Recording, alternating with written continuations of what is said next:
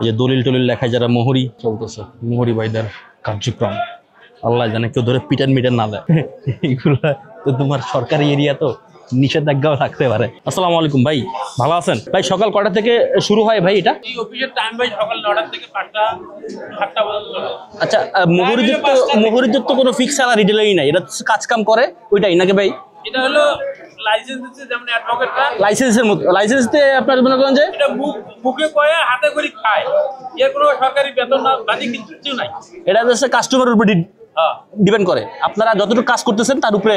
আপনার একটা কাজ করে দেবো, পারিশ্রমিক আপনার কাছে হ্যাঁ, বুঝতে পারছি।